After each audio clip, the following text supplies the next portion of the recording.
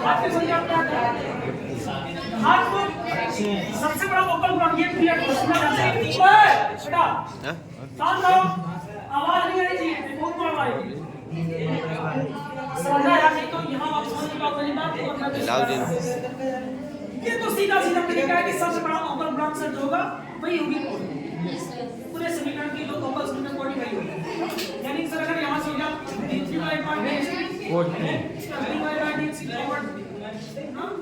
बराबर 0 यहाँ से कोटि होगा t और कितना होगा? लेकिन इसमें थोड़ी सी स्पेशलिटी है। हाथ कोटि बोलते हैं ऑर्डर, क्या होते हैं हाथ जिसको बोलते हैं डिग्री, इसमें थोड़ी सी विशेष परिस्थितियां होती हैं और विशेष कंडीशंस बज रहा है। डिग्री में थोड़ी सी सिचुएशन विशेष होती है। नीचे वाला थोड़ा आवरा लाइट आवरा नीचे से एक्सप्लेन नहीं कर पाया और जब तक इतना एक्सप्लेन नहीं समझोगे आप डिग्री गलत निकालोगे और डिग्री का गलत कॉन्सेप्ट आपके माइंड में बना लेगा। ठीक है, इसलिए मेरी बात ध्यान से सुन लेना ताकि आपका कॉन्सेप्ट भी क्लियर हो जाए और घाट आप कभी भी गलत ना निकालें। नहीं तो आप गलत निकालोगे। क्या सिचुएशन पता है? सिचुएशन ये है कि हम दिया गया जो अभी आपका डिफरेंशियल इक्वेशन है, जो भी आपका दिया गया डिफरेंशियल इक्वेशन है, ठीक है, उसको क्या करते हैं? उसको पॉलिनोमियल फॉर्म में रिप्रेजेंट करता है। मतलब कि उसको पॉलिनोमियल मतलब बहुपद के रूप में बहुपद के रूप में व्यक्त करते हैं। किसके बहुपद रूप में? Differential coefficient. किसके बहुपद रूप में? Differential coefficient. डिफरेंशियल कोएफिशिएंट मतलब dy by dx dy by dx2 चीजें होती है। इसके बहुपद के रूप में व्यक्त करते हैं।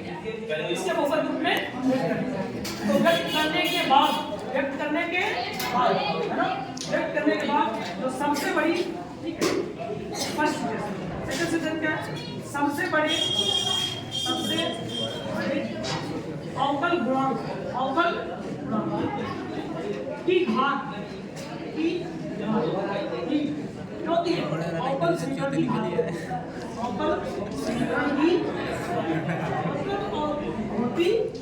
मतलब घात का डायरेक्टली मत बताओ, घात का डायरेक्टली मत बताओ। पहले दिए गए समीकरण को जो भी अवकल गुणांक उसमें लिखते हैं उसके पॉलिनोमियल फॉर्म में उसके बहुपद रूप में किस रूप में? बहुपद रूप का क्या है? बहुपद रूप में दो विशेष स्थिति होती है। पहली स्थिति ये कि कहीं पे भी घात अगर बटे में है, घात किसमें है?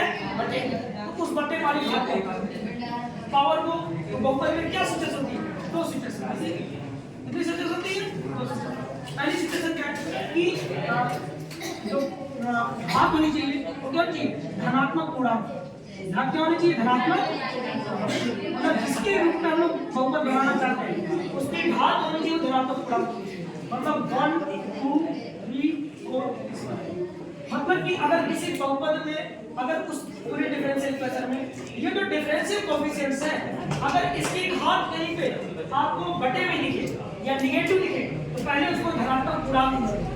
इसमें जो धनात्मक पूर्णांक और दूसरी सिचुएशन क्या है? दूसरी सिचुएशन ये है कि सदैव